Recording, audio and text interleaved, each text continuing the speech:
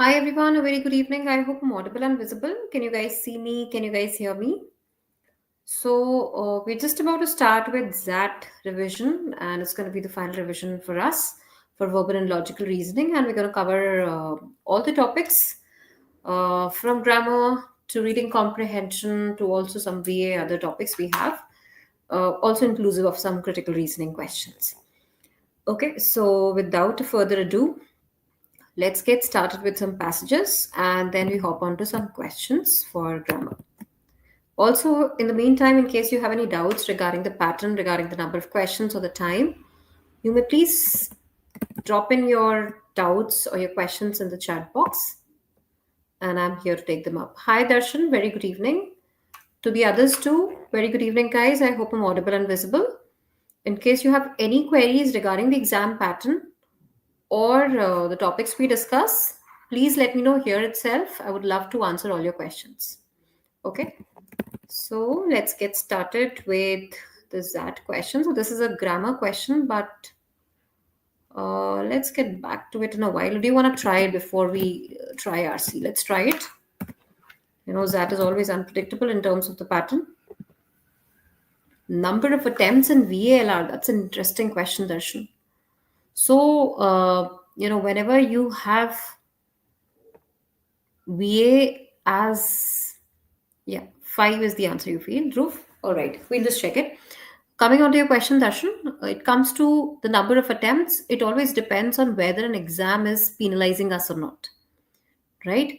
So if you think that you are good with hit and try questions and you tend to get maybe 80% of the answers correct, it's good to try, at least 7 on 10 questions or maybe 8 on 10 questions also fine, right? Otherwise, number of questions, we'll have a good interesting conversation on that, Srishti and Darshan, right? So my suggestion is that whenever you have a penalizing exam like CAT, like ZAT, where you know you have negative marking, we should make sure that we are attempting only the questions we are very sure about. Okay, so let's come back to this question. Let's try it out. Let's see what fits in the best. So which of the following options will best fill up the following blank meaningfully? Okay, so it says when I ask people to name 3 recently implemented technologies that most impact our world today, they usually propose the computers, the internet, and the laser. All 3 were unplanned, dash and dash. So can you see this? What does unplanned refer to? Unplanned is something where we do not have any surety, right? And then we see that anything which is connected with a comma and an and, right? This is a conjunction which doesn't change the tonality. That is, if we have a term positive here, it's going to be positive ahead. If it is something related to unpredictable, uncertainty, that tonality should be carried forward, right? So if it is unplanned, it cannot be astonishing. Astonishing is more like surprising, right? So obviously all the 3 terms go out. Amazing is like surprising in a positive way, and then unpredicted, right? So if we look at these options, it says when I ask people to name 3 recently implemented technologies that most impact our world today, they usually propose the computers, the internet, and the laser. All 3 were unplanned, unpredicted, and unappreciated. Okay, and unappreciated upon their discovery and remain unappreciated well after their initial use. So here too we do not have but. अगर यहाँ पे but however कुछ ऐसा होता, a contradictory term, we could have used something else. But whatever is here can get repeated or a similar note, similar tonality can be carried forward. Since we are referring to anything unplanned, unpredicted, and unappreciated on the discovery and still is unappreciated well after their initial use. Okay, so answer is echo for this. I see Darshan answered it correctly. Dhruv also answered it correctly. Anybody who has any doubts, guys, please let me know. Let's move ahead to the next question now. Okay, let's have a look at this question. It's a very good question when it comes to critical reasoning. Conclusion question. It might also have asked you the best inference. Okay, it's not just conclusion, they might also ask you inference. Just to give you a quick review of how a CR question or a structure would look like. Guys, CR is majorly based on 4 to 5 more important, more basic skeleton building blocks. One of them is argument, the other is conclusion. Then we have assumption, premise, and inference. Okay, so these are the five building blocks. What I'm going to create here is a structure for an argument. So whenever you find that there is an argument given, it's nothing but the story which is given to you, right? And this story, it is inclusive of everything which I write here. That is, it would include a conclusion or an inference which will be supported by some facts, right? So there'll be some premise which will be supporting it, and there'll be certain reasons which will not be stated. So we call them as unstated premise, also known as assumption. Okay, this is also known as assumption. Something which is not stated but has to be true is also known as an assumption. Okay, so conclusion is always supported by premise, and there can be certain premise which are not stated but are definitely have to be there. They definitely have to be true in order to support that conclusion. And this entire structure is nothing but an argument. Okay. Critical reasoning argument is a little different from argument, what we refer to in general. Argument is conflict, right? But when we talk about critical reasoning argument, it is basically the storyline which is given to us on the basis of which we are supposed to solve certain questions. All right, let's quickly go through the argument, what it has to tell us, and then we move back to the question. So, before we move ahead again, guys, just one important thing for you to understand. We would not be right away moving to answers or questions. There are certain steps we're going to follow when it comes to CR question. Step number one is always read the question stem. Okay, since it's a revision class, I'll keep on revising the concepts as well. Read the question stem very carefully. By question stem, what we mean is what is being asked. So this should be very clear to you. Okay. Second thing is read the argument. Okay. We do not read the argument straight away. We first read the question stem. Okay. Post that, we go through the argument, and then we pre-think for some 10 to 20 seconds. You try to figure out the answer. Okay. You try to analyze on your own. You try to anticipate the answer before reading the options. Once you're done with this, the fourth step is to read the options. Okay. And then fifth is to eliminate. I hope you're following the same rule when it comes to solving a CR question. Okay. Taking you back to the question. So what does it say? Which of the following best concludes about the passage? So it says geologists have been investigating a potential cycle in geological events for a long time. Geological मतलब अर्थ से related features से related कुछ भी events हो सकते हैं, उसको वो काफी टाइम से पढ़ने की कोशिश कर रहे हैं, समझने की कोशिश कर रहे हैं. तो what is their understanding? What do they understand through that? They have been trying to investigate a potential cycle in geological events for a long time. Back in 1920s and 30s, scientists of the era had suggested that geological record had a 30 million year cycle. Right. तो 1920-30 में scientist ने ये suggest किया था कि geological record जो है उसमें कुछ 30 मिलियन ईयर साइकिल है. While in 80s and 90s, researchers used the best dated geological events at the time to give them a range of the length between pulses of 26.2 to 30.6 million years. Now everything seems to be in order.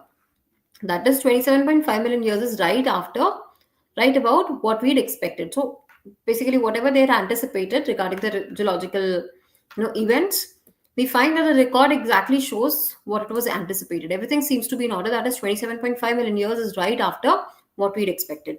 So study late last year suggested that 27.5 million year mark is when mass extinction happened too. So it's not just about the prediction we had on the basis of research or study which was done, but it could be based on some extinctions as well. So I'm eliminating everything for you just to make the picture clear again. So there are certain premises which are supporting the conclusion. What is the conclusion? That whatever event, geologists are talking about, basically the geological events geologists are talking about, they might have some closeness with the mass extinction. Okay. So can I say Geological events might have some close relation. This is for relation between with mass extinction, and this is based on certain facts, based on researches which were given, and also based on the facts like similar kind of thing happened 27.5 million years mark as well. Okay, so these two facts are supporting that there can be some kind of similarity, some kind of relationship between the geological events which were anticipated and a similar kind of event which happens under mass extinction. So, what can be the best conclusion here? Not all species go extinct. We're not talking about which species go extinct and which not. So, I'll be eliminating it.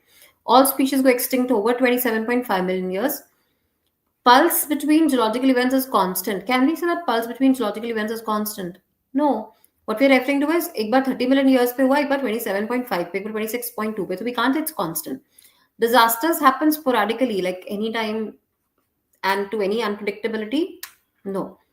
Mass extinctions and geological pulse are correlated. That is what the author is trying to show. A study last year suggested that similar kind, that this 27.5 million year mark is when mass extinction happens too. So that means the two events are pretty much related. So answer should be B Bombay, guys, and not option number 5 in case you thought. Anybody, any doubts so far? I hope we have been good with the two questions so far. We did one grammar and one CR question. So questions are going to be exactly like this. There's not going to be any bifurcation, that's grammar, CR, and decision making coming up.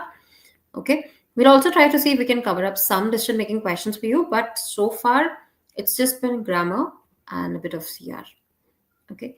Decision making is entirely, the best answer choice possible.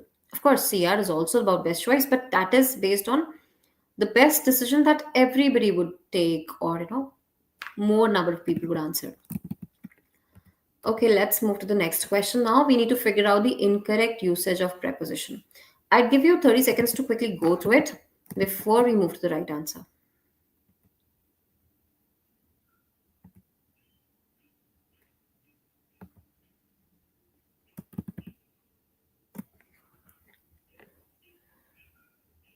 Absolutely, yes, it's more reality based. So basically, you're given certain situations for which you need to figure out, what could be the best answer, what could be the best decision in particular scenario you're gonna take.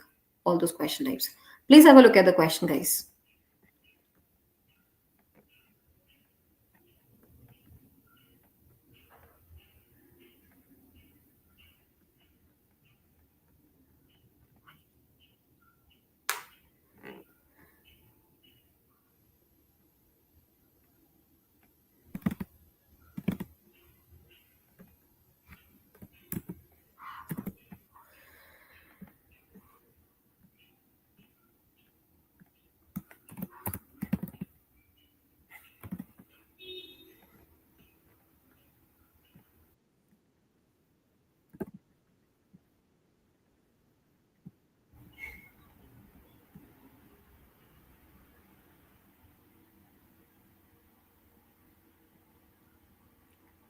Okay.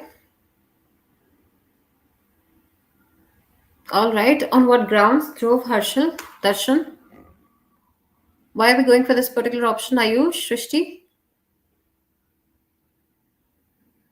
Of course, we need to figure out the incorrect answer choice.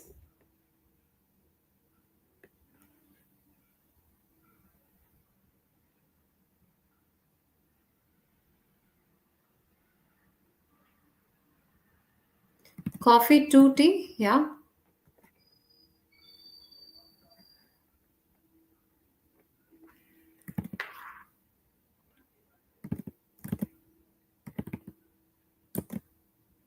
Okay. Let's have a look at the first one. The manager was sitting at the desk. Is it correct? The manager was sitting at the desk, right? So this is absolutely correct. So this is not my answer. Okay. Why is my marker not working? Just a second, guys. So anyway, um, one is absolutely correct. So it's not my answer. My work is superior to yours. So inferior and superior is always with two. So this is also correct. Not my answer. Anyone which takes these options is not your answer choice. Okay. Third one, she was accused for stealing. Sorry, I prefer coffee than tea. Coffee over tea हो सकता है. Coffee to tea is the best, right? So it should be third is incorrect because third is incorrect. So answer could be either of these, but then fourth cannot be there. So it has to be anyway. 3, 4, 6 or 3, 4, 5. So let's quickly just check sixth one, sixth and fifth. Right, fourth we don't need to check because anyway it is incorrect. It's there in both of them. So six says they are leaving to England soon. Should be leaving for, right? And fourth, of course, accused for, no, accused of. So fourth is also incorrect and sixth is also incorrect. So answer should be third option. We shouldn't take a lot of time solving this question. It was an easiest of all because you just need to figure out which one is incorrect, which one is correct, and why. Right? So manager was sitting at the desk is correct, not my answer. Work is superior to yours. Absolutely fine. It's correct. So not my answer. Prefer coffee to tea होना चाहिए. Accused of stealing gold. There's an exception to the rule. What is wrong with this? This is absolutely fine. Leaving to England soon, leaving for England soon. So combination is 3, 4, and 6. Answer is option number C. Third option, that's correct. Any doubts, anything we did not understand, please stop me in between. I'm more than happy to answer.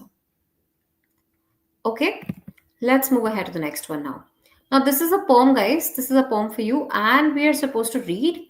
On the basis of this, we need to figure out which of the following options cannot be inferred. Okay, so please have a look at the poem, and then I'm going to take you back to the question. Giving you 1 quick minute.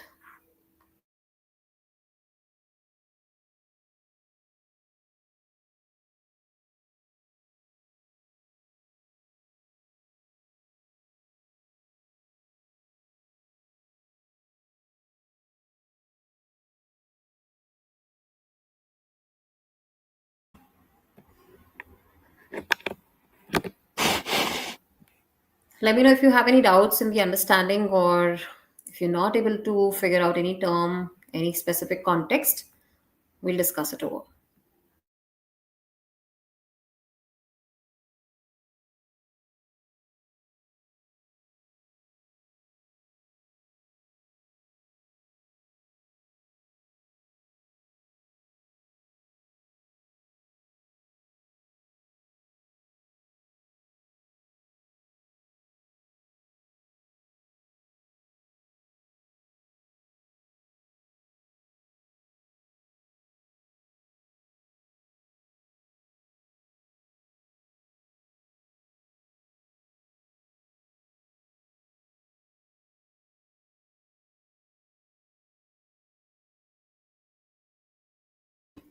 Dhruv is done. What about the rest of us, guys? Are we still reading? Shall I take you up to the question?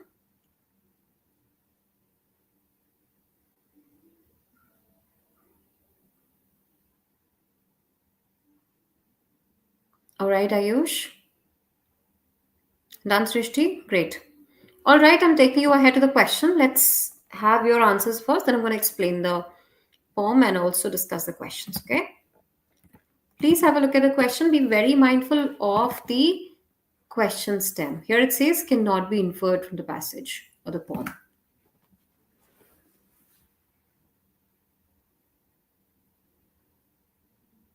Here I have been very modest enough to keep your cannot in caps. That might not be.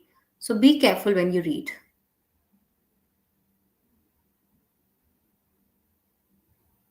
All right, Sayak. Good to see this. Satvik, Harshal, I hope everybody is getting their answer. All right, I see a difference in the answers.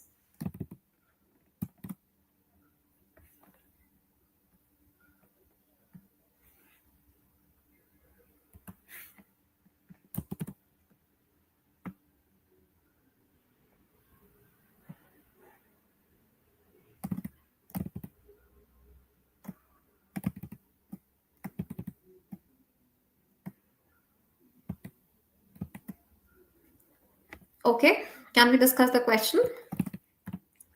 So it says, I smiled at you because I thought that you were someone else.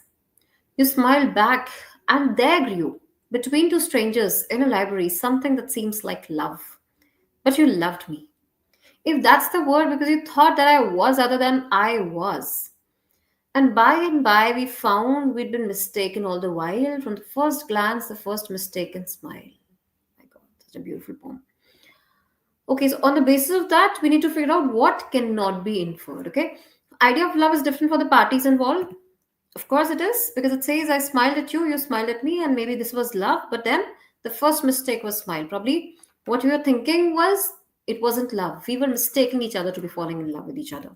So, idea of love is different for the parties involved. Yes, this is true. Therefore, not my answer because it can be inferred. And I'm looking for something which cannot be inferred. We don't fall in love with others but with ourselves. Where does it say that we fall in love with ourselves? It's just talking about the two parties here, right? I smiled at you and thought you smiled at me back. I'm thinking that I was someone else. Someone else means what you were assuming. You probably thought that, but I was me, right? But are we talking about ourselves anywhere? No. So this could be a probable choice. I'm not picking up as my answer choice right away. I'm just keeping it for now. Love may start with small acts like glancing and smiling. Yes, we can infer that because if they smiled, they glanced, they looked at each other. So, yes, this is true again. Can be inferred, not my answer. Fall in love with strangers, they were strangers. Can be inferred, not my answer. Make mistakes in love, that's what they did, not my answer. Definitely sure B has to be the correct answer. Any doubts, anything we did not understand, please ask, guys. Sayak, why is E not the correct answer? Because it can be inferred, and the question is about cannot be inferred. We make mistakes in love. That's what it's talking about here. The first mistake was the smile, the first glance, and the first smile. So, E can be inferred. We do make mistakes in love. That's what it shows.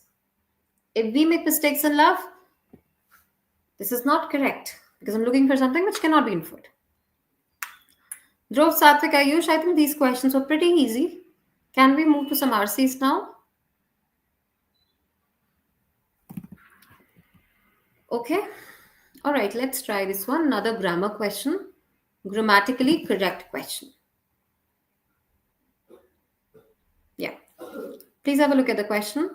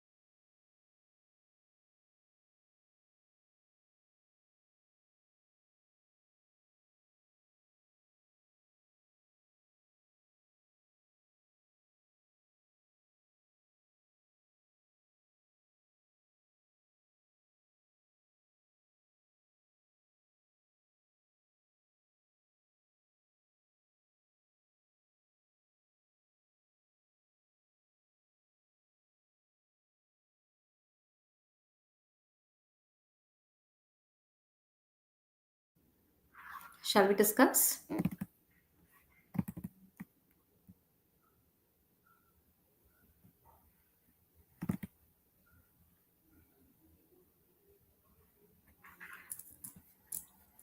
Right? So we're looking for something which is grammatically correct. Okay.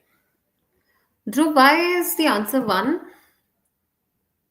You think second is correct? Statement number two, I saw a pleasant dream or I had a dream. You don't see a dream, right? You have a dream. So on the similar lines, can you tell me the answer now?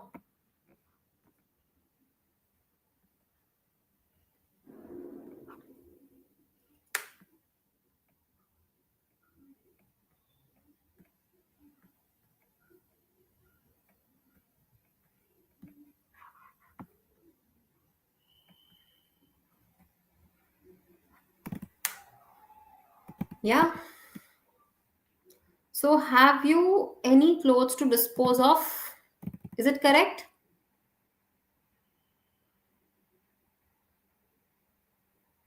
This is correct, right? This is correct. Dispose of means to throw away. Okay. Dispose of means to throw away. So this is correct.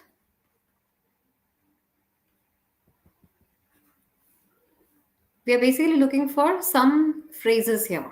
Like, so dispose of में O double F नहीं आएगा. This is for, like, put off something. That's not the correct way. Dispose of is throw away. So this is correct. If it is correct, my answer could be 2 or 3. Okay.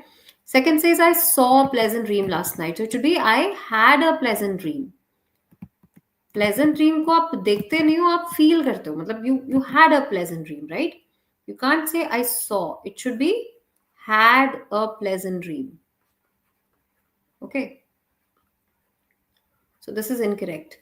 If second is incorrect, of course, 1, 2, that means answer has to be only third option because second seems to be incorrect. Okay. Otherwise, too, if we look at 4 and 5, what do they do? My friend is good at playing football. What about 6? Does it seem to be good? Yes. This is correct. You need not give negative feedback to your employees. What about 5? It's fine. Students struggle to cope up. Cope itself means that you're coming out. You never say cope up. You cope with something. If I say cope up with something, that's incorrect. That's like rhetorical. So fourth is incorrect. Okay. I have done it many times, or many a time is also fine. Right? But never many a times is incorrect. It's many time. Similarly, we say anyways, let me look at it. So this anyways is incorrect. It should be anyway. Okay. So answer is sentence number 1, 5 and 6 are correct. Option number C. That's the correct answer.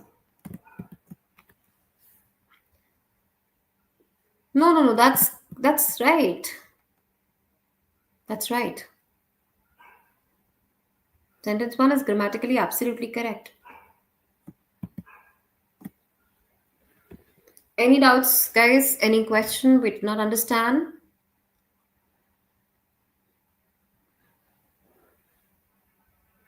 Realized my mistake and changed my answer. Good, Srishti. Pulkit, you got the answer right. Anybody who is still not sure? सृष्टि ने fourth pick किया था. Pulkit, did you get why one is incorrect? मतलब why answer choice 1 is incorrect. ठीक है? Can I take you guys to the next question now?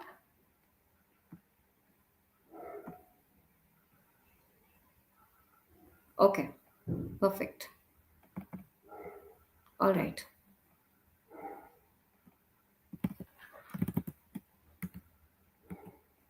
Now, we'll be moving ahead to the passages, guys. And I want everyone to please go through the small passage and then we'll be discussing it. Okay? It's just one paragraph, but a very good one. Let me know once you guys are done with this. Then we'll take you through some questions and maybe another passage. Do you want to try this passage? Just one paragraph? All right, perfect. Please give it a shot.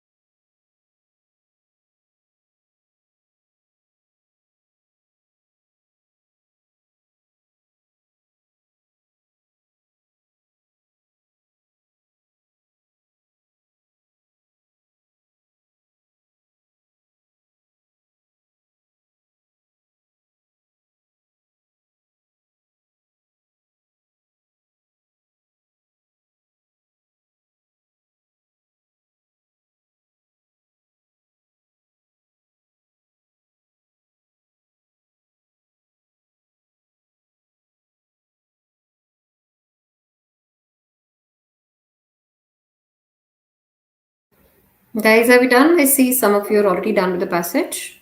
What about the rest of us?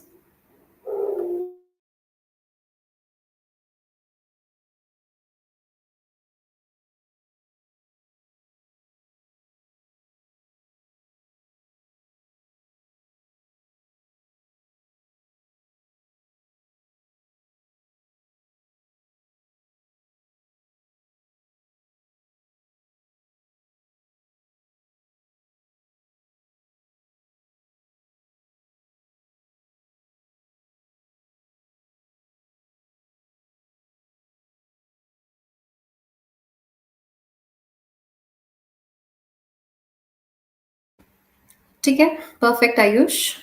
All right, Srishti, Satvik. Let's go through the passage together. And before we move to the questions, we'll also be discussing some nuggets on RC. Okay, so for any reading comprehension, guys, I hope you know that there is always a pattern which an author follows, right? So first the author shares the introduction, which is a window to the entire passage, where he states the claim. No, for example, if we say that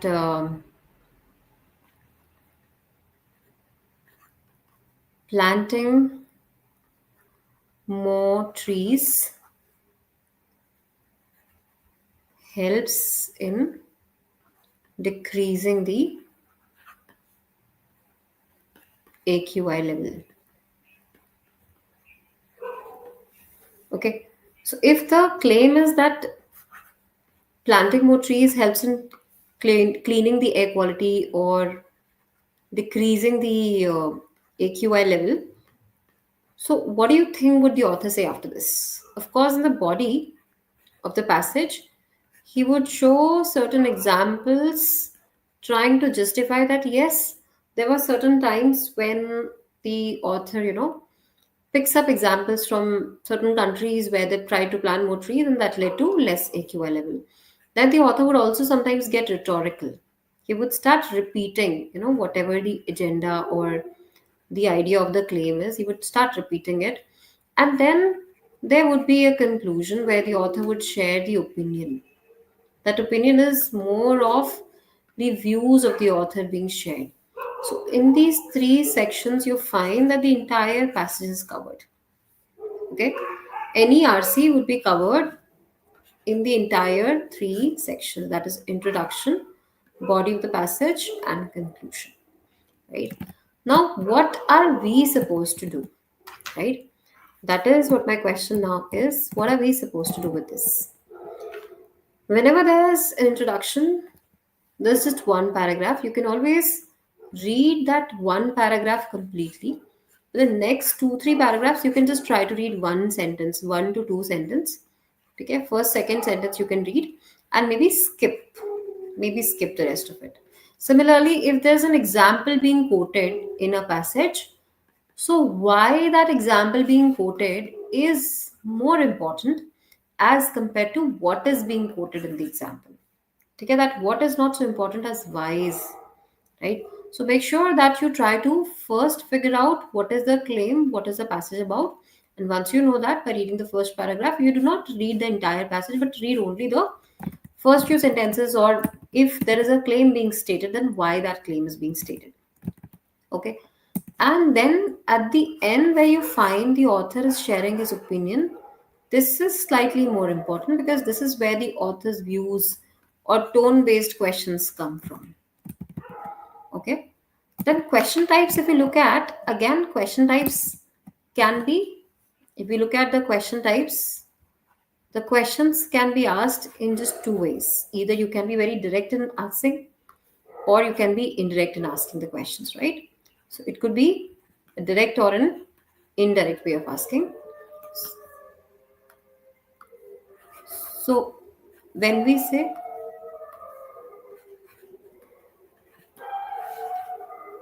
it is direct, it's basically the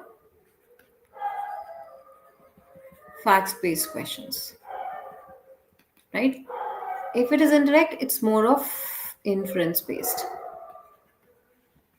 Okay, So fact based questions are more of true false questions where the author picks up, where in the exam they pick up a statement from the passage and the question is regarding the statement whether it is correct or it's incorrect as per the passage. If it's an indirect question, could be title of the passage, tone of the passage, or the general idea of the passage, or the gist of the passage, you know, or maybe a contextual meaning. All these question types are under inference based questions. Okay, what are we supposed to do? None of the questions are easy or hard or tough, I would say. What makes a question easy or tough is basically the options, you know, how close the options are. If it is a subjective question anyway, subjective as in like the options are very close. I mean, subjective, of course, doesn't mean there has to be no options or you need to fill in the entire answer with your answers. That is not what I mean by calling it a subjective question. Subjectivity as in the options have to be comparable amongst themselves, right? Shashank, just give me a moment. I'll explain what we're doing here. We're just covering up a quick XAT revision session here, the VA part of the XAT, VA and LR. Okay, so the options have to be very, very dealt with very, very subjectively. Whether A is better than D, whether C is better than E. If yes, why? The no answer is good or better or best, but it's always the best choice out of the options which are given to you, right? That is what we are trying to figure out. Now, coming back to the question we had here, let's quickly go through the passage together. Let's see what we understand. And then maybe we can move to the questions and see how many answers are we able to get the questions answered correctly. Okay. So it says, author of the Affluent Society argued throughout his long and distinguished career for a better balance in advanced capitalist societies between private affluence and the evident public poverty. By public poverty, he meant that impoverished, disenfranchised citizens, but also the poor infrastructure, such as inadequate roads, state school provision, and a lack of state intervention to preserve the environment against the excesses of industry. Okay, so this is more like a window to the entire passage. The entire passage is just one paragraph, though, but the first few lines are like introducing us to the entire passage. So that's like an introduction. Okay, and the author talks about affluent society in the passage. What is affluent society? Affluent means wealth, which means rich. And then he says that argued through his long and distinguished career for a better balance. Even in an affluent society, there'll be two sections of a society. There'll be rich people and there'll be poor people. Okay? And the rich people is what the author is calling as capitalists. They are the people who have money. Okay? And poor people are the ones who are impoverished. Okay? And the author is trying to strike a balance. That's what it says. He is trying to strike a balance when we call a society to be affluent. Okay, when we are referring the society altogether to be affluent, that means there should be a balance between rich and poor. It cannot be that rich is getting richer and poor is getting poorer, and then we also say that the society is affluent. The society collectively cannot be affluent. It is like if there are, say, 100 people, out of which 10 people are really, really rich, right? But 90 people are poor. So can we say it's an affluent society? No, it's very selectively affluent, right? It's just 10 of the people who are really wealthy, and that's what we're calling as affluent here.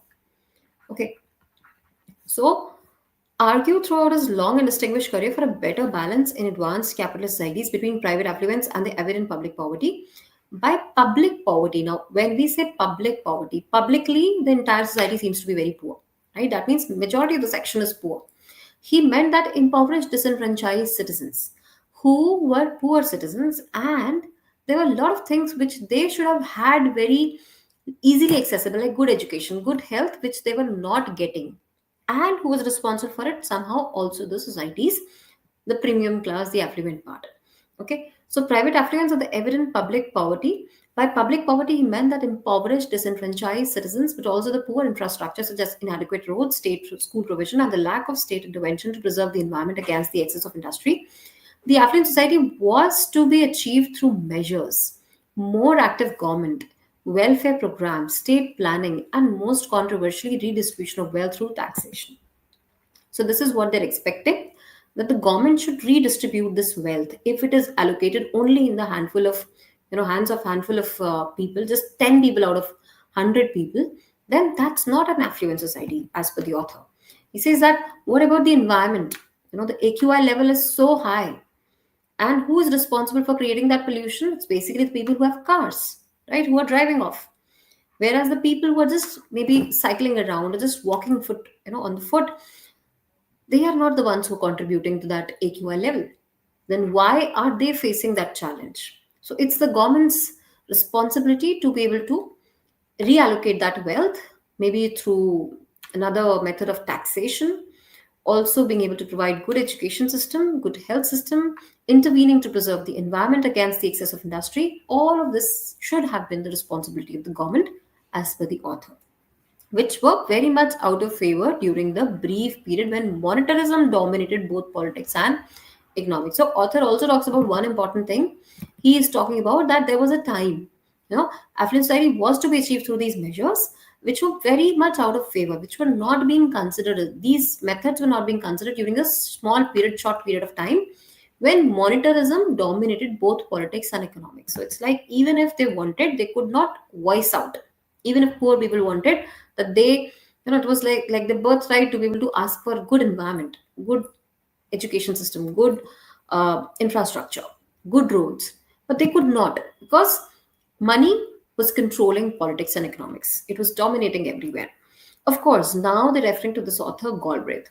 Galbraith had been making the case for these policies long before monetarism, and he continued to do so after its demise. So it was not just during this period when he's talking about the author actually talks about that this duration Galbraith actually wanted to talk about the policies.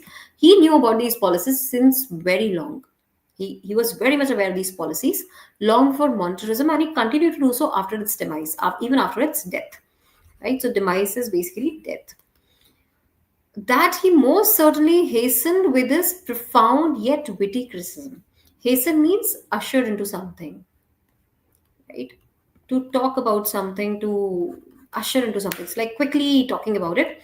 Profound yet witty criticism. So he did criticize in a very funny manner, with a humor, with a very jocular nature. Okay. So it says, for a European, it is hard to understand why he did not embrace socialism. If we talk about Europeans, it would be very tough for them to believe that, yes, it's very tough to embrace socialism, but he always advocated the mixed economy. Politically and as an adopted American, he was a Democrat. Democrat, again, Republicans and Democrat. We're talking about the two sections of US. Intellectually, he was a lifelong disciple of Keynes and greatly influenced by the post-war American New Deal. So on one side, we are also talking about that he was a disciple of Keynes. He was reading Keynes too much. Disciple का मतलब ऐसा नहीं है कि Keynes को जाके वो नमन करते थे रोज, and you will actually meet him very often. Anybody can be a disciple of any guru by maybe reading the notes or the scripts written by Keynes. So Galbraith, of course, followed Keynes, but at the same time, he was not a socialist, right? He did not embrace socialism, right?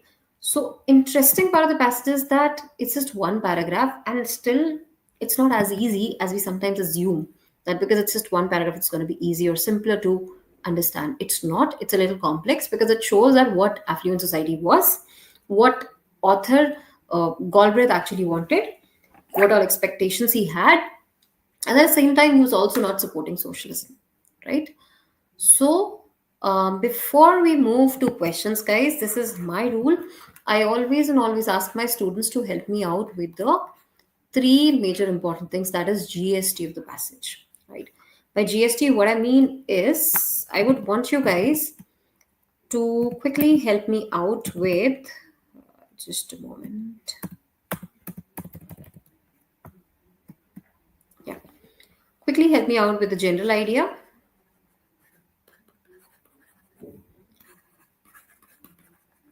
the structure of the passage, and tone and title. Okay. By general idea, what I'm expecting is the gist of the passage, the central idea. Structure means function or role of each paragraph. Here, fortunately, we just have one paragraph, but when we'll be moving ahead, I would expect that you give me at least one sentence for the rule for each paragraph. There can be more than two paragraphs. And tone, of course, what's the attitude of the author? And title, matlab, maybe three words to describe what is the passage about. So before we move to questions, can you guys help me out with the GST very quickly? 30 seconds in the chat box, then we move ahead.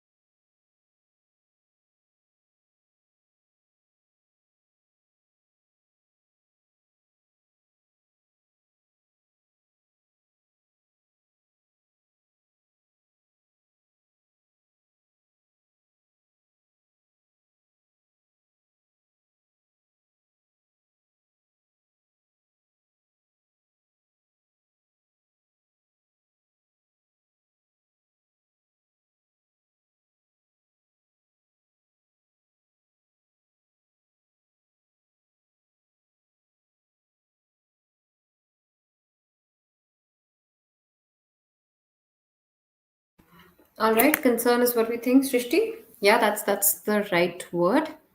What about the general idea? Were you able to figure out? Also, the rest of us who are with me.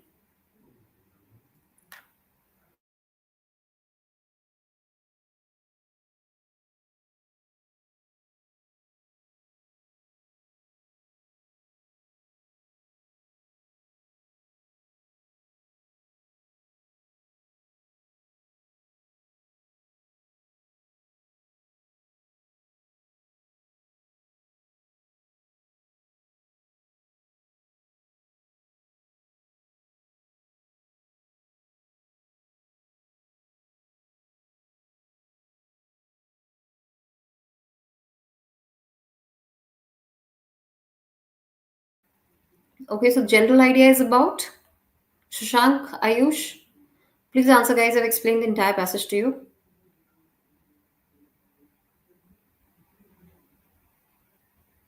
It's about Galbraith's views, or what Galbraith basically presents a picturesque of an affluent society and also explains what were the challenges there. Acha, yes, we've done this passage. Okay, all right.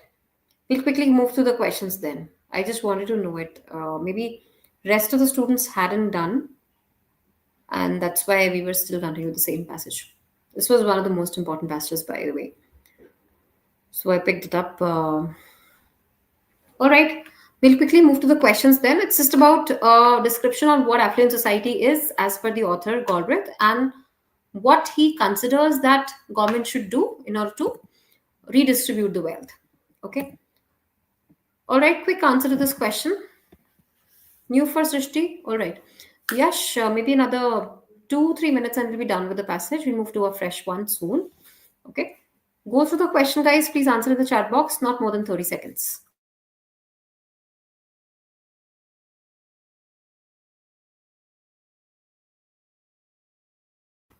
Expound is to explain. Keynesian mean Keynes economics.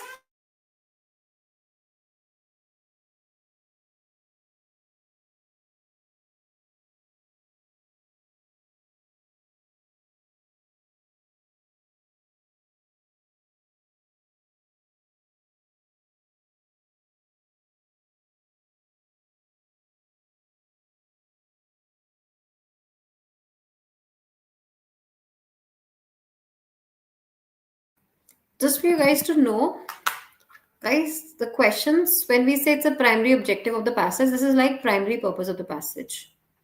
Okay. So there is one question type called primary purpose, and there is one question which is called main idea or the central idea. Okay.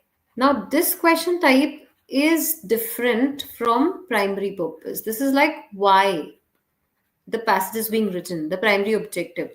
This is like what is being answered in the passage, right? This is like the main idea. So, story, like a summary. This is giving us the objective. So, expresses the primary objective of the passage as in like why the passage has been written. It's not the general idea here, okay?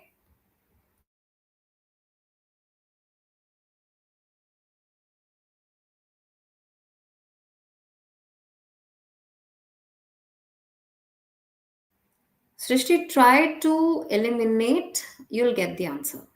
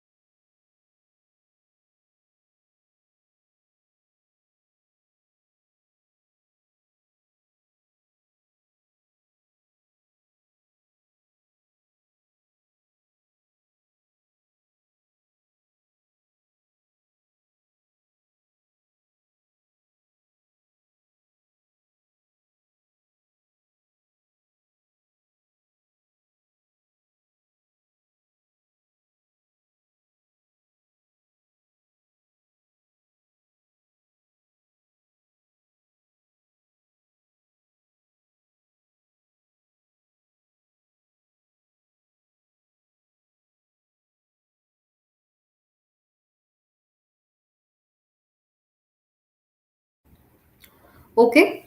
So, which of the following best expresses the primary objective of the passage? I could see that most of you answered E.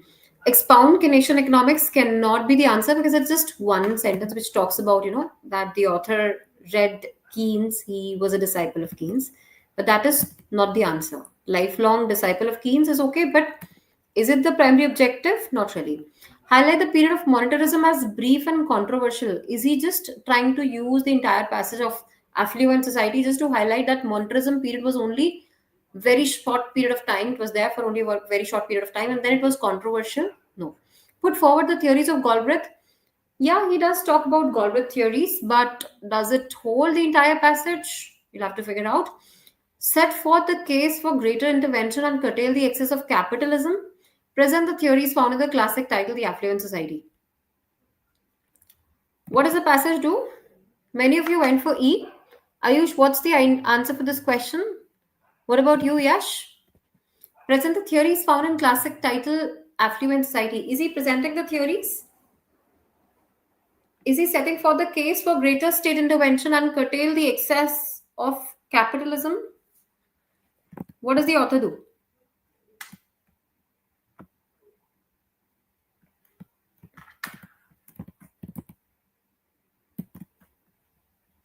Can you guys help me in understanding why B is not the answer? If it is not for you, like why you chose E.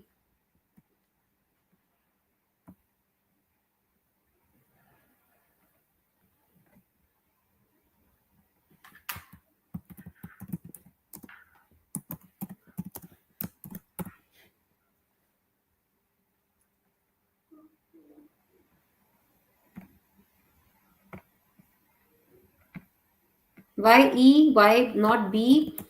Why it could be B? Why not E?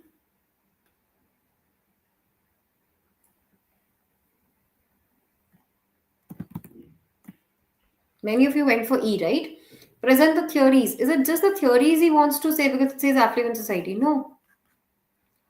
D says put forth the case for state intervention to curtail the excess of capitalism. Why not D?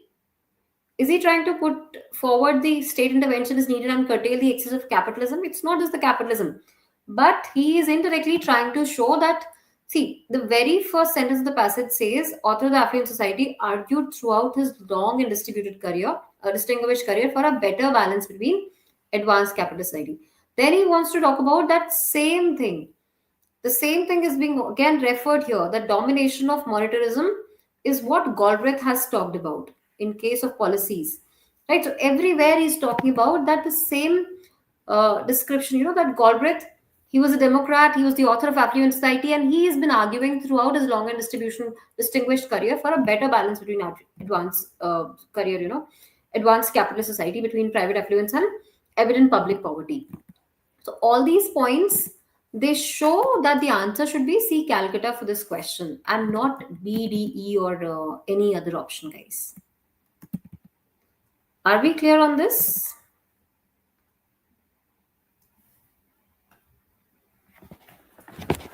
The answer is C Calcutta, not E, because you think that it's using the terminology affluent society, so that should be the answer. It is not. right? Okay, next one. Inferred from the passage.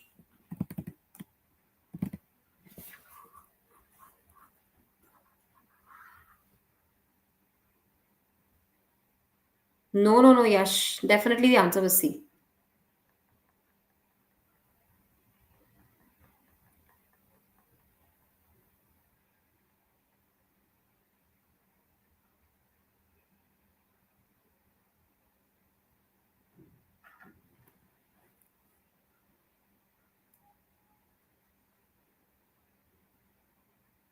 Guys, please answer in the chat box.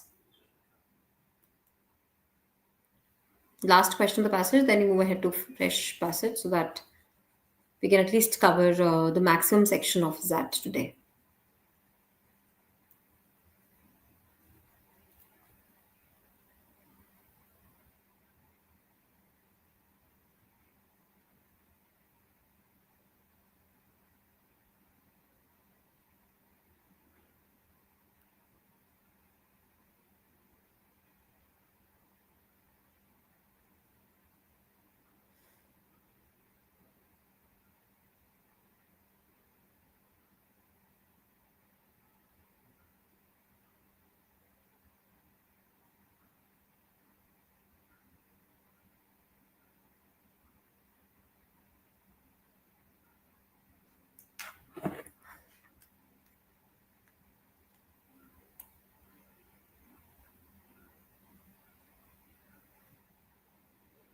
Guys, please try to answer within 30 seconds.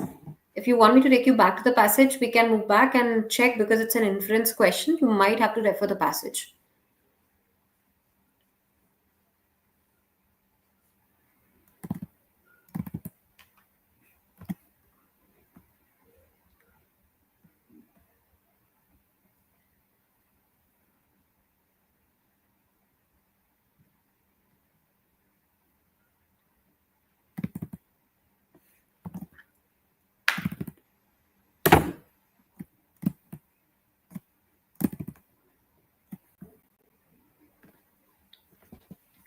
All right, Srishti. So this question is a slightly tricky, guys. This is also somewhere, complexly placed for you. So the question seems to be very simple. It asks you to figure out the inference, which can be figured out from the passage. So E says benefits of tax cuts trickle down the whole of society. So if we talk about benefits of tax cuts, they trickle down the whole of society. Of course, the poor would be happy, but not really the rich ones, right? They would not want to be taxed more. So we do not know. I mean, this benefits is not what we're talking about anyway. Economic life is bipolar phenomenon. Very weird. We can eliminate this. Perfect society should be one where the rich accepted high rates of taxation. Okay. Perfect society should be one. Are we referring to any society as perfect society? Or if we look at B, see, C and B are very close. I'll just come back to B. Let's look at A as well. Mr. Galbraith was acclaimed for the way he made complex economic theory accessible to the person in the street. Is it like we're trying to say that Galbraith made the complex economic theory simpler? That was not the agenda of the passage, right? What he was trying to do is, of course, he was trying to kill the dominance of monetarism, which was ruling during that century, right? But this is not the central idea. This is not something we can infer as well. It doesn't say that he was trying to simplify it. He was just trying to kill the domination of monetarism. Whereas now, if you look at B and C, these two options are very close. So, perfect society would be one where the rich accepted high rates of tax. Rich would never accept taxes. They would, no matter how rich we get, we do not want to be taxed, and that to tax high, nor at all. Whereas B says tax cuts should be opposed if the air is polluted. By air being polluted, see, in the passage, the author does say, but the poor infrastructure, such as inadequate roads, state school provision, lack of intervention of state to preserve the environment against the excess of industry. Affluent society was to be achieved through measures, government welfare programs, state planning, and more controversially, redistribution of wealth through taxation. So, if we tax the poor people less, in fact, tax poor people पे तो होना ही नहीं है. So if we tax the rich people more, that's because they are making the air polluted. That is there, right? So if we say tax cuts means less amount of tax being like less amount of tax is being implemented. So that should be opposed. Of course, if the air quality is polluted, means it is the poor person who'll have to go through that, of suffering through poor AQI. Now if we talk about tax cuts, they will be opposed. Yes, we do not want, if I'm a poor person, I would not want that rich people should not be taxed if they are making the air polluted. So answer is B, Bombay. Okay, Yash, everyone, B is the correct answer. Okay, now let me take you to another passage. Just a second, guys. Have we tried this passage, Yash, before? I'm sure we haven't.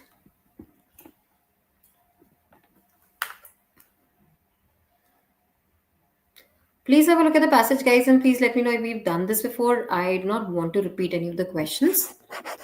In case we've done it, we'll move ahead to another one. If not, we are quickly going through the passage. It has two paragraphs. All right, Yash, please, everyone, go through the passage. Let me know once you're done with the first paragraph. I'll take you to the second. Also, when you read the passage, please make sure that you're making some notes. You're taking some notes from the passage so that you do not have to reread and waste your time. Okay, so please go through the passage, make some short notes for the general idea and also the tone of the author.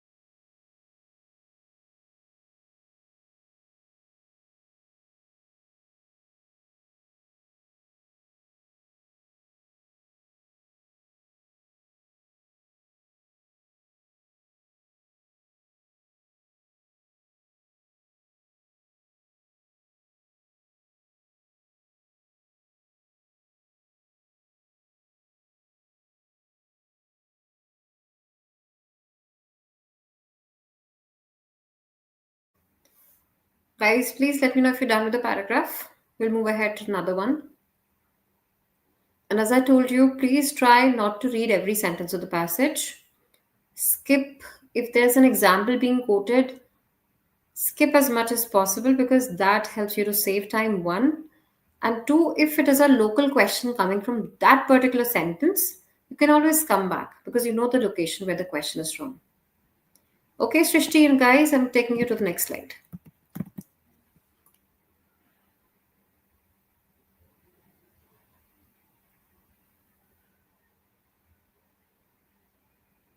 Whenever there's a contradiction, please be clear that, and of course, be careful that there might be a question coming up.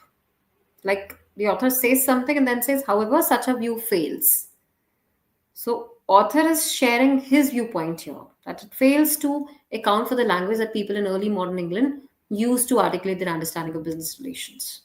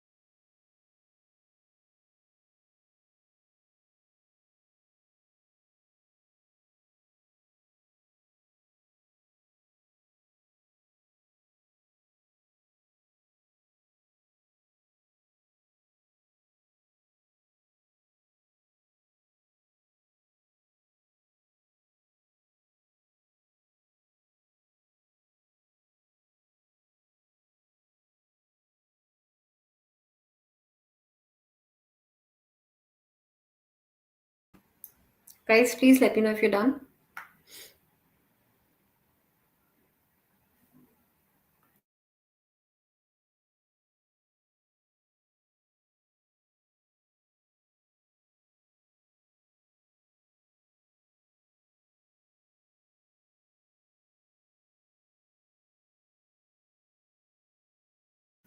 All right, perfect.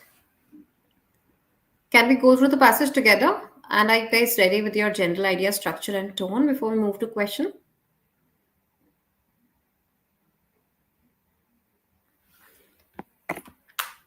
Take your last 20 seconds and then I explain the passage to you. You give me your at least a small gist, and then we move to questions.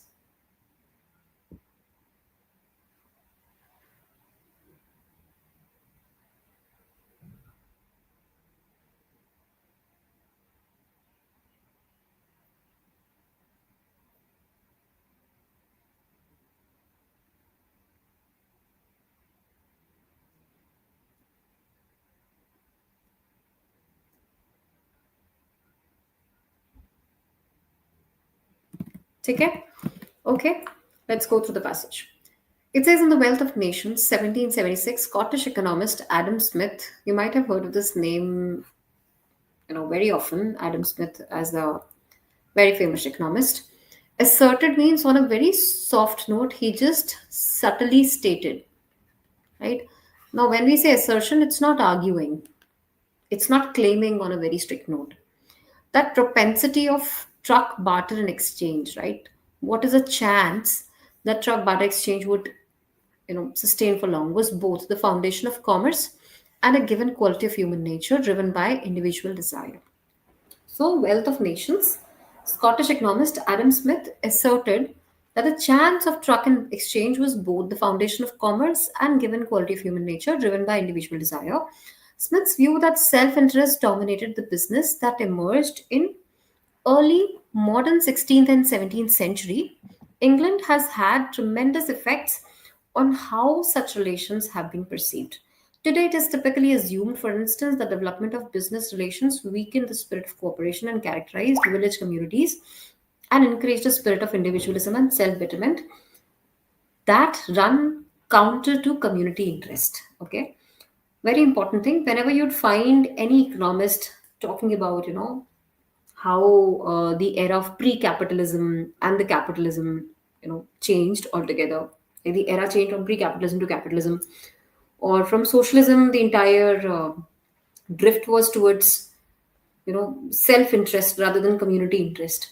So many times you'll find other philosophers, they're talking about certain rules, certain principles that changed, and so with the Scottish economist Adam Smith too here, that the chance of truck and barter exchange was both the foundation of commerce. So there were some systems to exchange the goods and services they were using.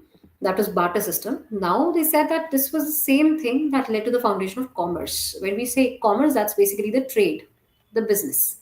Okay, and a given quality of human nature, that we all wanted some good for us if we are giving something for exchange, right? Driven by individual desire. Smith's view that self-interest dominated the business. Self-interest means people were getting a little self-oriented, not selfish. They were getting, very uh, ambitious in terms of thinking of their own interest. So that was dominating the business that emerged in early modern, that is 16th and 17th century. England has had tremendous effects on how such relations have been perceived. And if we talk about England, it had a lot of impact on how this change, this drift was being perceived at that time.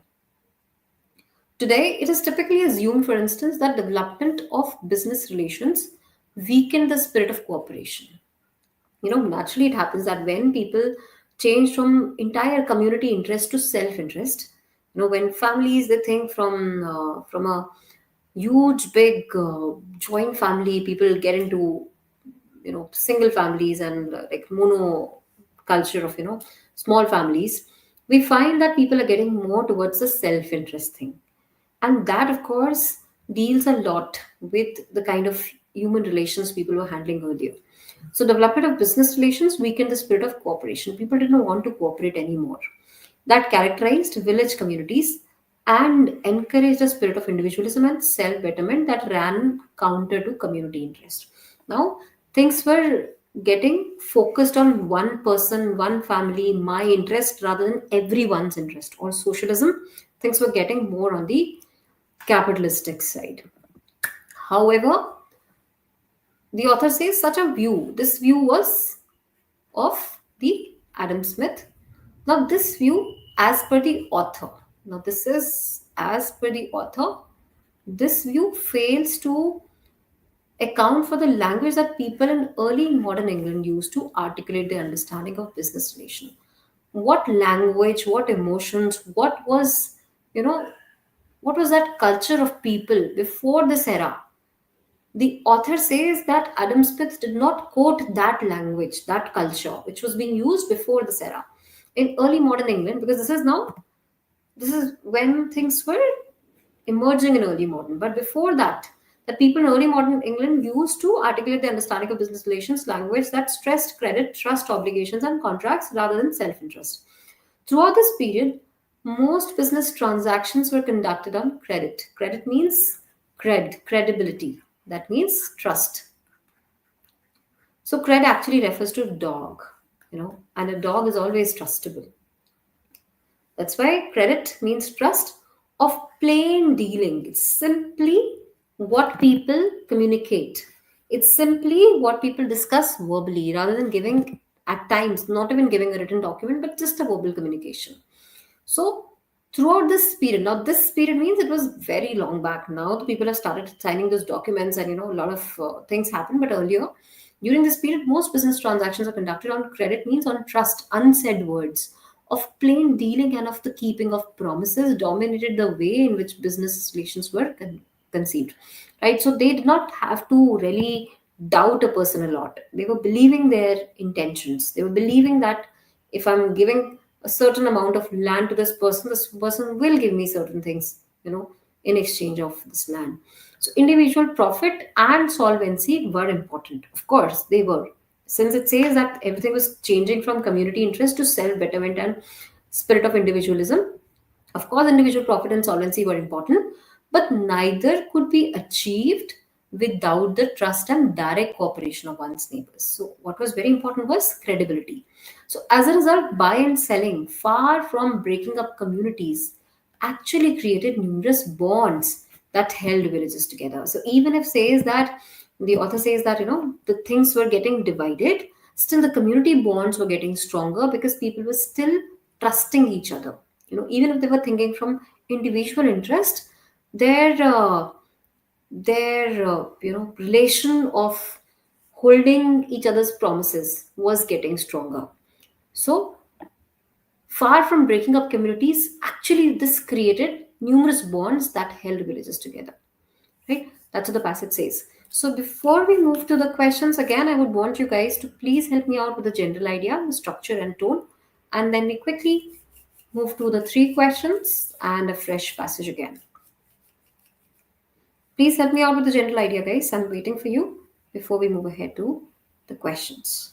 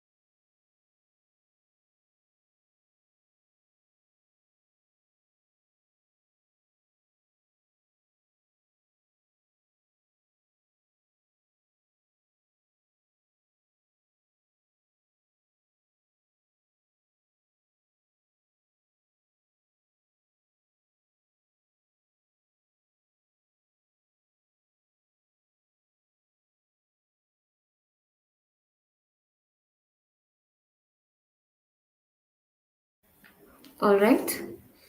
Social community is what? Is it the title you're referring to, Yash? This social communities should not be there. We should give the reference of early economist time, uh, the early modern, this era of business or commerce emerging.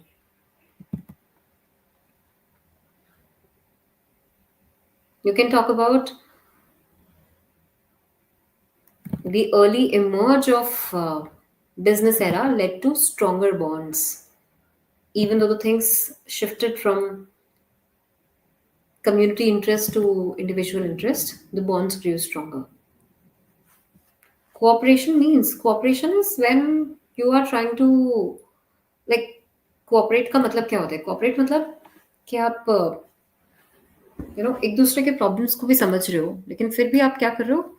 You still not fighting against each other, you not arguing, you're very humbly, very modestly understanding each other's problems and then taking a step ahead or figuring out a solution, but not fighting right away. Cooperation, having patience, and then figuring out solutions.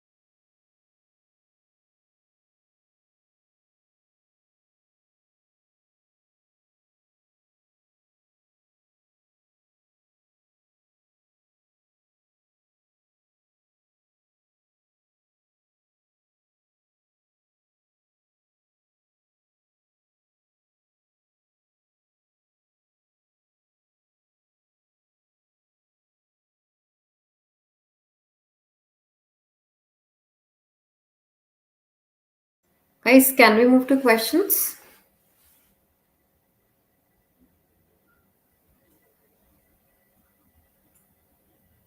Please let me know if you're done.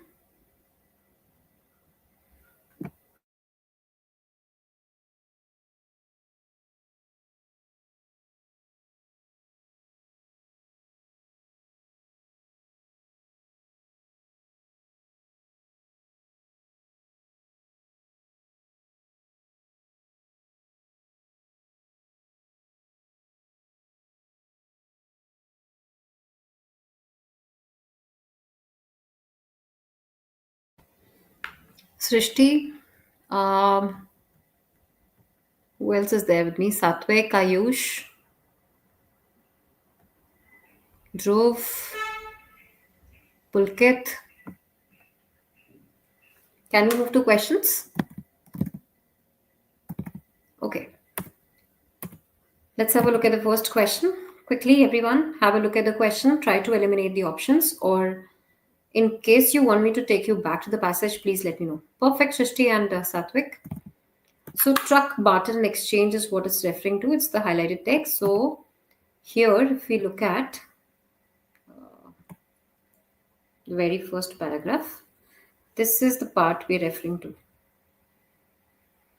What is it being used for? That's what the question is about.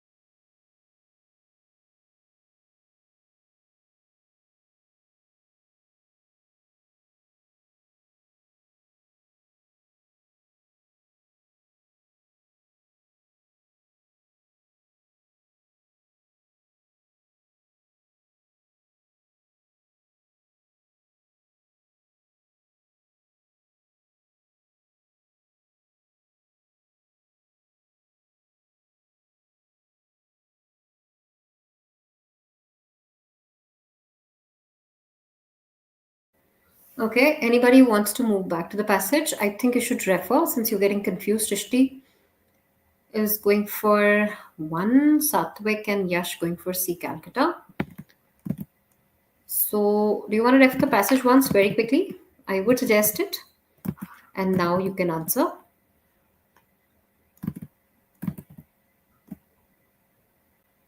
Okay, so it says economist Adam Smith asserted the propensity of truck barter and exchange was both the foundation of commerce and a given quality of human nature, driven by individual desire.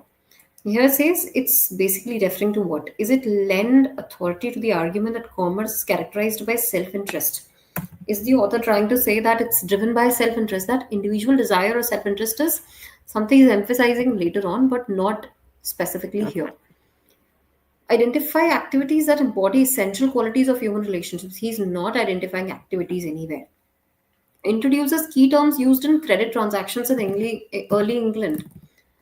Okay, so again, are we trying to say that Adam Smith used to define business relations or introduce key terms used in key credit transactions? Of course, credit transactions it does refer later on, but not specifically transaction terms being used by England.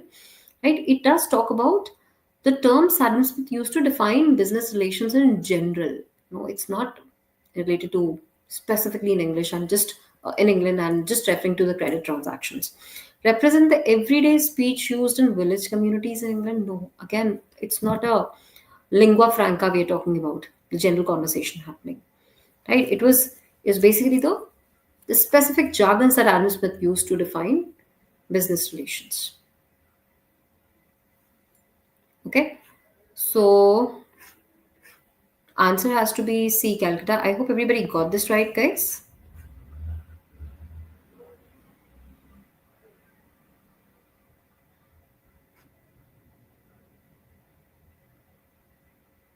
What is that? Yes, you've been writing as I need one suggestion. I need I suggestion related to ZAT BRC. Yes. So answer has to be C Calcutta for this question. Okay, let's move ahead to the next one. Please have a look at this one, guys.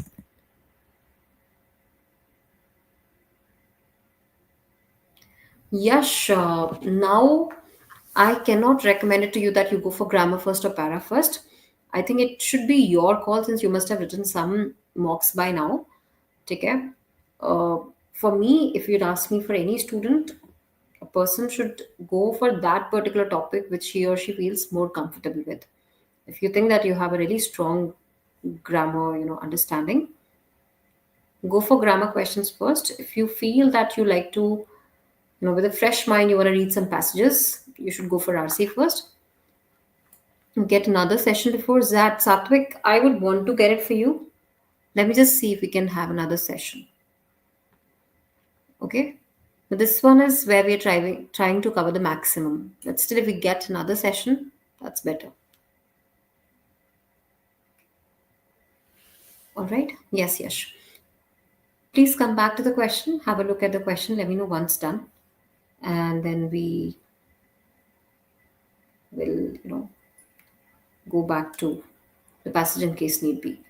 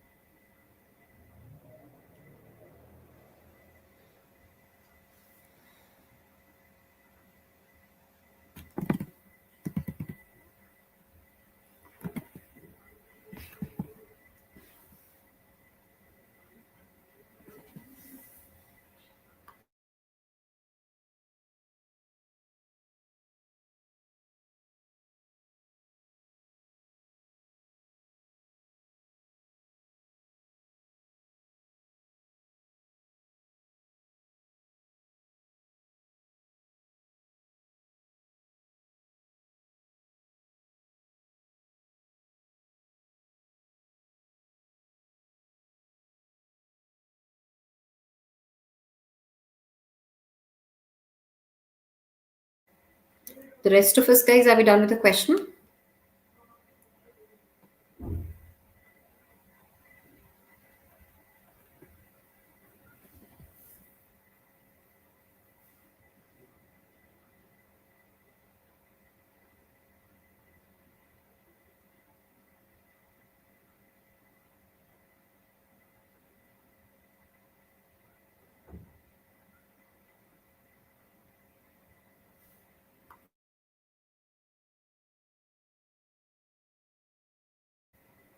All right, let's quickly go through the question. It says, it can be inferred that the author of the passage believes that the economic historians whose views have been influenced by Adam Smith have failed to examine which of the following.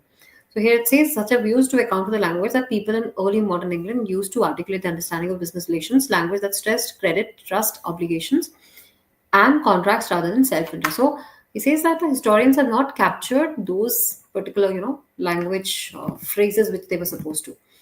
Power of business relations to shape more values and beliefs. He's not talking about power of business. He's referring to the culture, the language being used.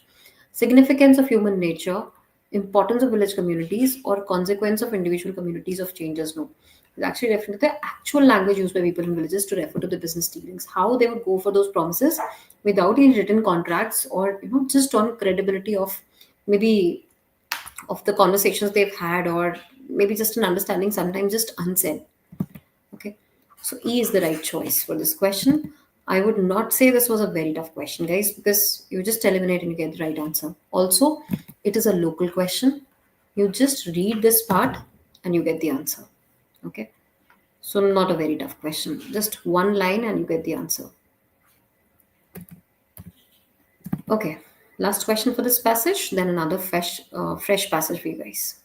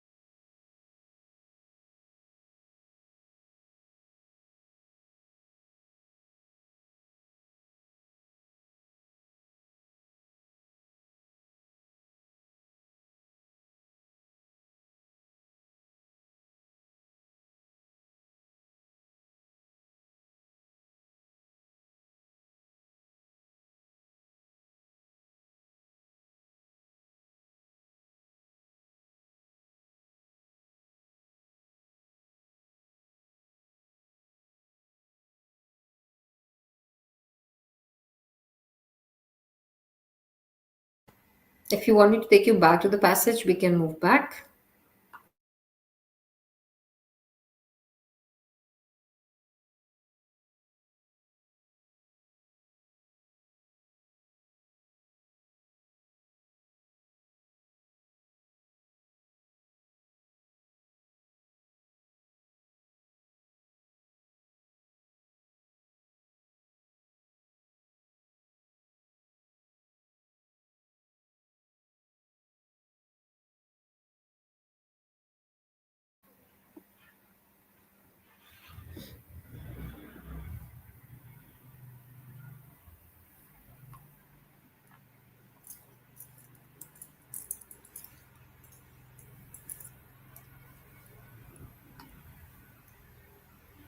Not sure, but the answer is E. How did you pick up E, Yash? What propels you to go for E? And how did you eliminate D? On what grounds?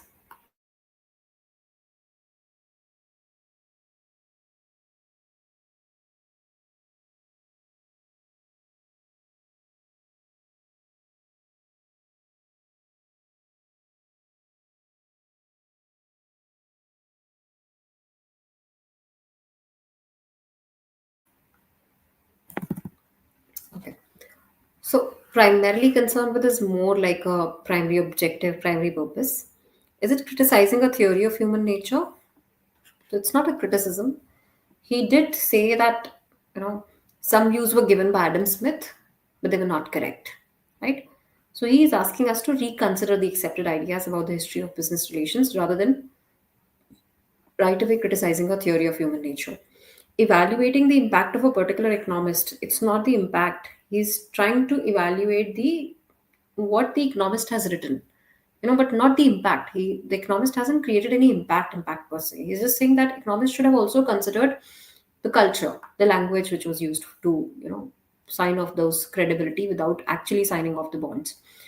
Chronicling means going by the time, the early history of the use of credit in business relations. No, reconsidering accepted ideas about the history of business relations. That is what the passage says. However, such a view fails to account for the language that people in the early modern England used.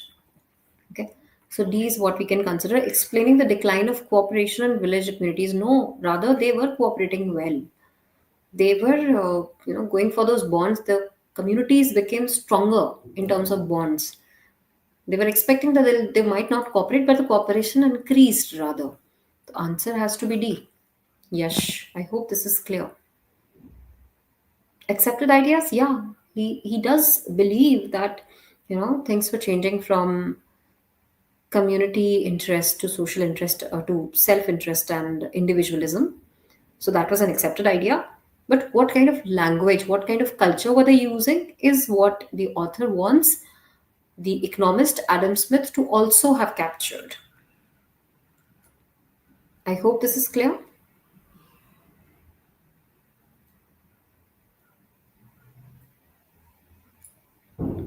Can we move ahead to another passage now? This was the last paragraph, guys. Now we have very interesting passage. Just a second.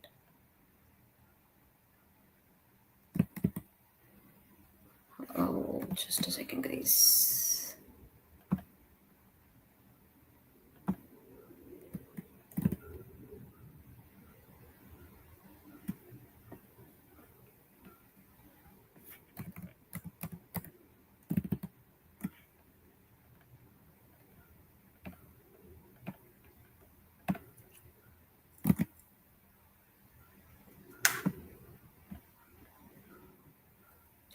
Is my slide visible?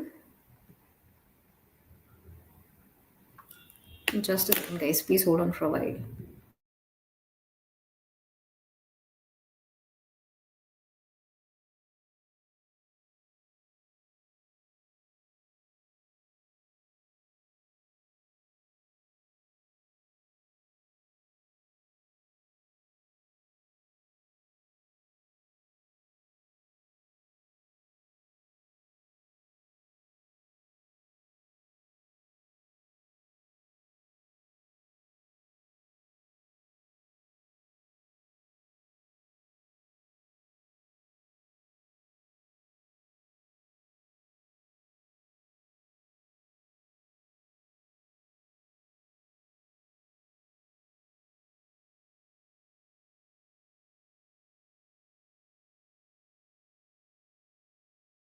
Just give us a second, guys. I think we'll be able to adjust it back for you.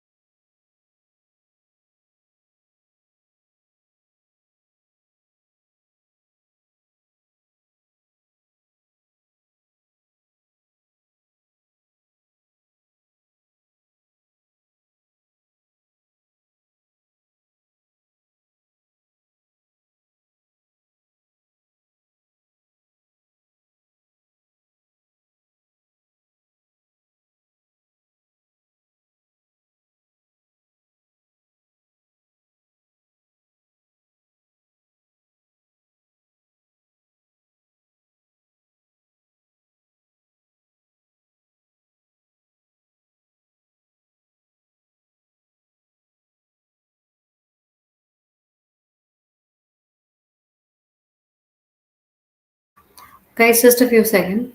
We're just getting the screen back. I have the slides, but the team is soon going to help me to keep it back and then I'll be able to flash it for you.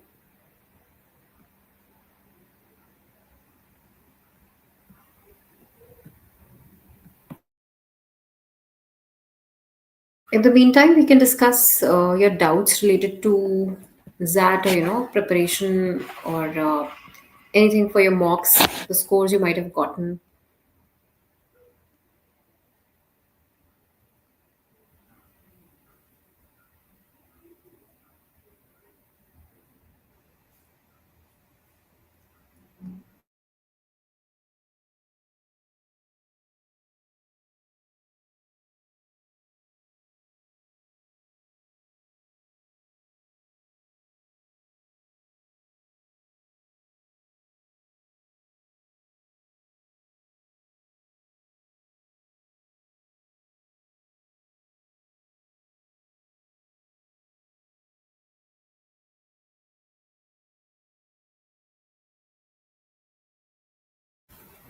As per mocks, my approx score is coming to 9 to 10. Is it good?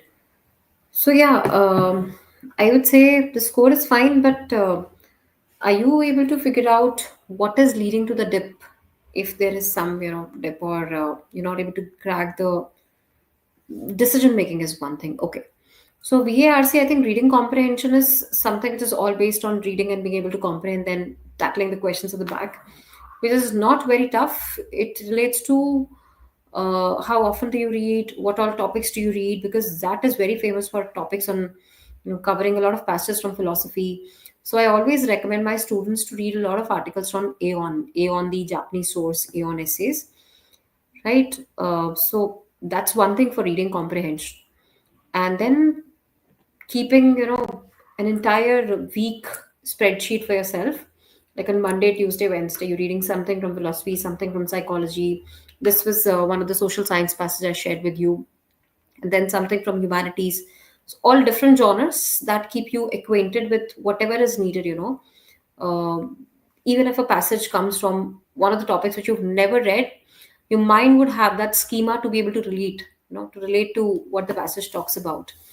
So please read, even if that is like just 5 days away, read as much as you can and spend some good time on Aeon.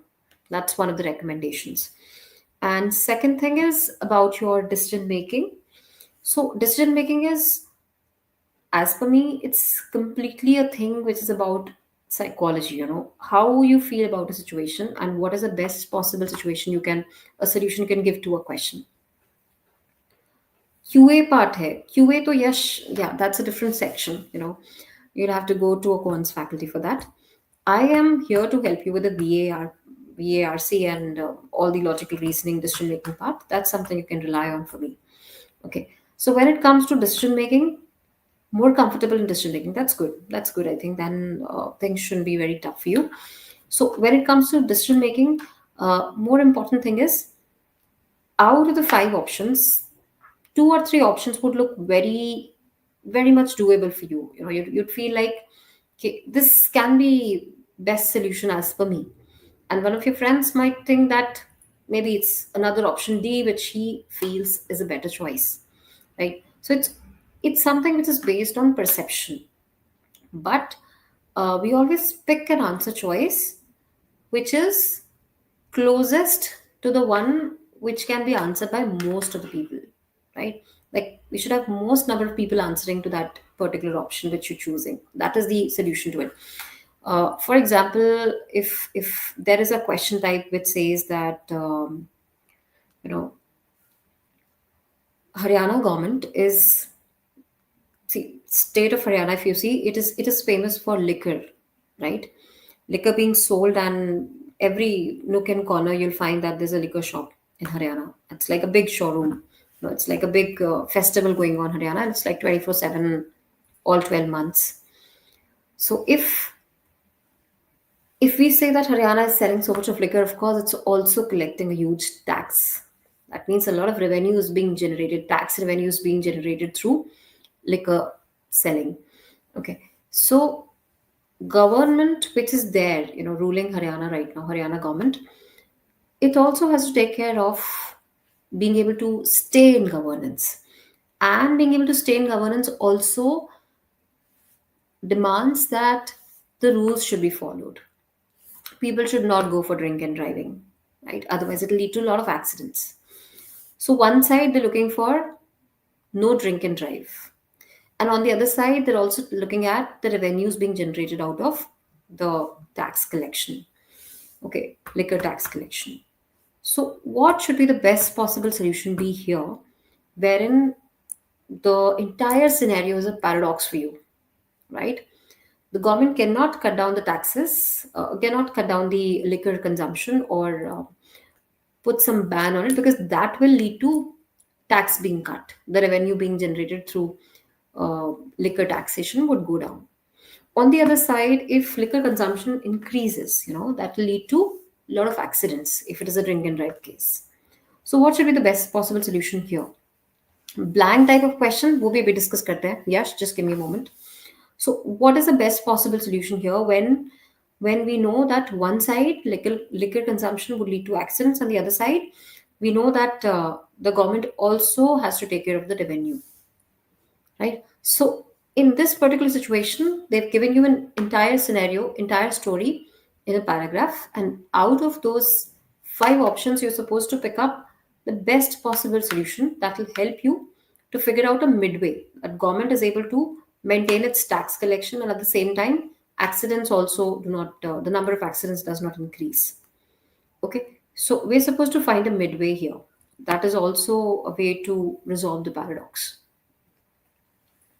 Okay, so we'll be going for a solution which says maybe they should go for online delivery of liquor, or maybe they should start penalizing a little more, at the check post.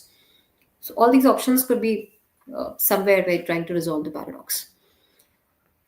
And this question type, Yash, when you're talking about blank type of question, so blank type of question is when the author, when the examiner, he or she wants you to basically fill up that one sentence, which might be at the end of the passage, or it might be somewhere in the mid, and they want you to just fill that blank so that the paragraph looks perfectly completed with that particular option. So, what is the best way to deal with such questions? What do you think is the best way? I mean, how do you try when it comes to a blank question? Anybody else would like to give a suggestion?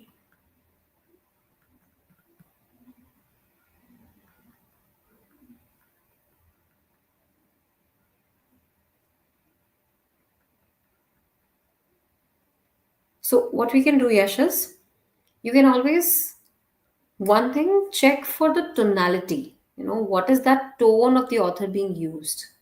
Once you are sure of the tonality, you can look for that particular option which kind of carries forward that tonality. If we do not need a contradiction, right? If you find that the passage has been in a certain manner where there have been a lot of contradiction, then maybe we might go for an option where the author is not carrying forward the idea which was stated earlier in the sentences, but maybe introducing a new idea altogether.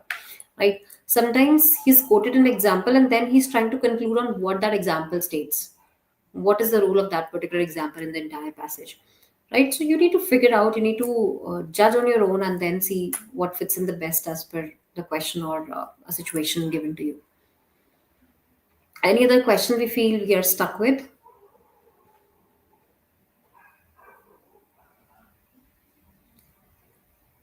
Shall we close it here, guys?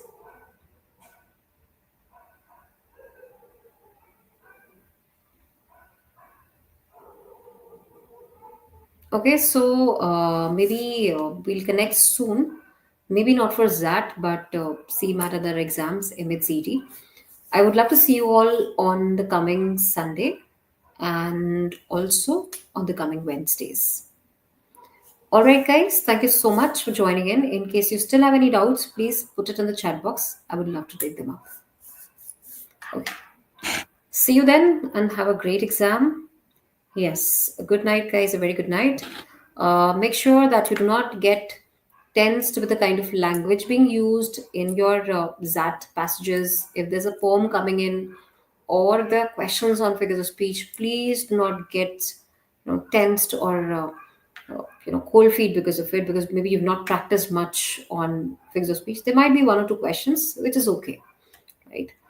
And if it's a decision making questions, you can always try to see, psychologically, as per my perception, which of the following option feels the best, and you go for that answer choice.